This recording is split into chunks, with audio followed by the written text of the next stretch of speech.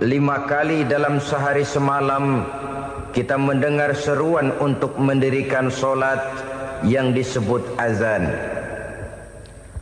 Ada kalimat menarik di dalam kalimat azan itu, yakni seruan hayya 'alal falah, marilah menuju kepada keberuntungan, marilah meraih kemenangan.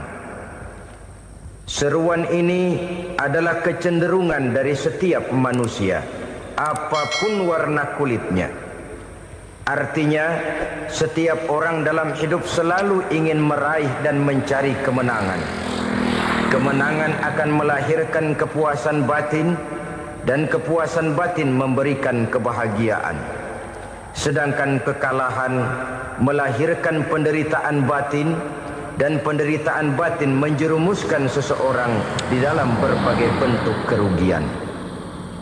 Jikalau inilah seruan azan, maka masalahnya ialah apa yang menyebabkan kita meraih kemenangan.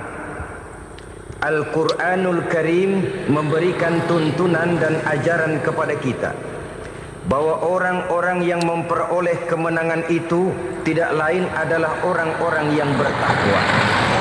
Hanyalah mereka yang bertakwa kepada Allah Subhanahu wa ta'ala pada akhirnya akan tampil sebagai pemenang. Lalu siapa orang yang bertakwa itu? Dijelaskan dalam awal-awal Al-Baqarah, orang yang bertakwa yang akan meraih kemenangan. Pertama, allazina yu'minuna bil ghaib, yaitu orang-orang yang beriman kepada yang gaib. Percaya bahwa ada alam yang gaib, alam yang abstrak, alam yang tidak bisa dijangkau oleh salah satu daripada panca indera kita. Mereka percaya dan beriman kepada adanya malaikat, beriman kepada adanya iblis dan jin, beriman kepada adanya alam kubur, beriman kepada adanya alam mahsyar, beriman kepada adanya alam akhirat, beriman kepada adanya sorga dan neraka. Beriman bukan cuma sekedar beriman dalam ucapan bibir saja, tetapi beriman yang nilai iman itu mampu mewarnai gerak dan gaya hidupnya. Iman yang meresap sampai ke tulang sumsum, kemudian memberikan dampak positif di dalam kehidupan manusia. Alam, kita tahu, adalah sesuatu yang selain Allah, dan Allah bukanlah alam. Apapun namanya selain daripada Allah, itu adalah alam. Alam pada hakikatnya terbagi menjadi dua. Ada alam syahadah, alam nyata, alam konkret, alam yang bisa dijangkau oleh salah satu indera kita. Kemudian ada alam ghaib, alam yang tidak bisa dijangkau oleh panca indera kita, alam metafisika, alam abstrak, alam yang wajib kita imani keberadaannya.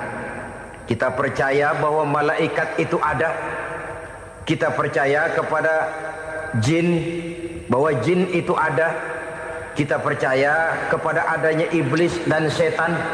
Bukan percaya kepada iblis dan setannya, percaya bahwa iblis dan setan itu ada. Itu termasuk salah satu daripada sifat orang yang bertakwa kepada Allah. Saudara-saudara kaum muslimin rahimakumullah, kecenderungan pembangunan yang lebih bersifat materialistis biasanya menggeser aspek kehidupan rohani. Orang berpikir empiri, dan dalam pola pikir yang demikian, maka alam gaib tidak lagi mendapat perhatian. Aspek kehidupan yang bersifat rohaniah malah mulai ditinggalkan. Akibatnya terjadilah kepincangan di dalam kehidupan kita. Pernah ada satu pengalaman pribadi dalam perjalanan kembali ke tanah air. Dalam pesawat di sebelah kanan saya duduklah seorang Jerman, namanya Heiner Simonsen. Iseng saya ajak kenalan, saya ajak ngobrol, saya tanya dia. Saya bilang, Mas Heiner ini, kalau pesawat yang kita tumpangi ini jatuh ke bawah, kira-kira apa yang bakal terjadi, Mas? Dia bilang, kita semua akan mati. Begitu? Ya. Oke. Apa itu mati? Tanya saya. Dia bilang, untuk tahu apa itu mati, kita harus tahu lebih dahulu apa itu hidup. Saya pikir nih bule bisa ngomong juga. Baiklah kata saya. Apa hidup menurut Anda itu? Oh, hidup itu dia bilang, kalau seluruh anggota badan kita bekerja secara normal, paru-paru memompa darah secara normal, jantung berdetak secara normal, sel-sel tubuh bekerja secara fit, dan organisme tubuh hanya mau bekerja secara normal, dia bilang, kalau kita memberi makan yang cukup, menu yang teratur, dan gizi yang lengkap. Saya bilang, kesimpulannya apa, Nar? Dia jawab, hidup adalah dari tangan ke mulut. Life is from the hand to the mouth, kata dia. Hidup adalah dari tangan ke mulut. Jadi masalah hidup tidak lebih daripada masalah isi perut. Orang pergi pagi, pulang sore, peras keringat, banting tulang, perut yang dibelain. Saya bilang, you are wrong. Sampean salah, Ner. Kamu orang Islam bukan? Bukan. Pantas. Kenapa saya salah? Dia bilang, ya jelas salah. Salahnya di mana? Kamu ini manusia. Kalau hidup cuma dari tangan ke mulut, saya bilang, kambing di kampung saya juga begitu pikirannya, Ner.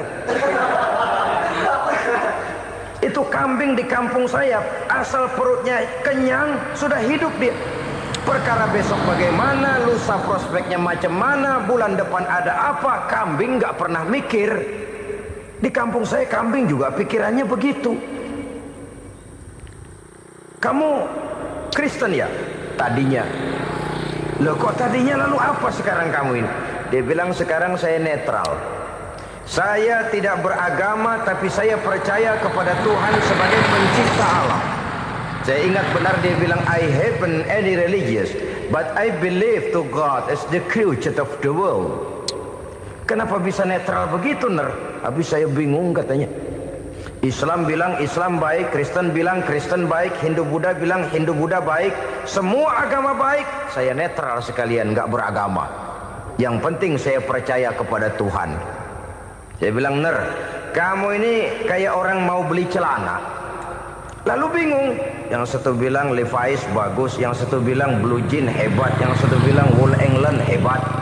Celana ini hebat, celana itu bagus, celana ini hebat. Semua celana bagus, kamu bingung. Akhirnya netral, tidak pakai celana. Itu juga salah. Saya pikir-pikir, kemudian saya melihat bahwa dua pola berpikir Henner ini nampaknya sudah mulai menggejala di lingkungan masyarakat bangsa kita. Disadari atau tidak, secara jujur kita harus berkata, dua pola pemikiran Henner ini mulai berkembang di tengah masyarakat bangsa kita.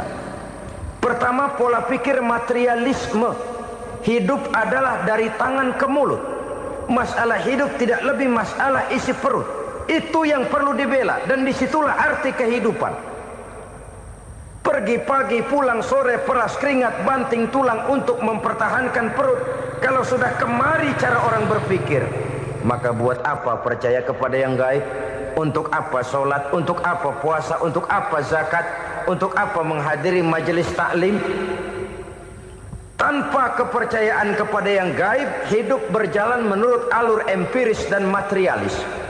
Kalau sudah ke sana cara orang berpikir, biasanya orang lalu cenderung menghalalkan segala cara. Hanyalah orang yang percaya bahwa akhirat ada. Hanyalah orang yang percaya bahwa alam kubur itu ada. Hanyalah orang yang percaya bahwa malaikat itu ada, hidupnya akan lebih terarah dan terkendali. Karena kepercayaan kepada yang gaib, yang merupakan fase daripada kehidupan setelah hidup yang sekarang ini, mewarnai gerak pribadi seseorang di dalam dia melakukan kegiatan hidupnya.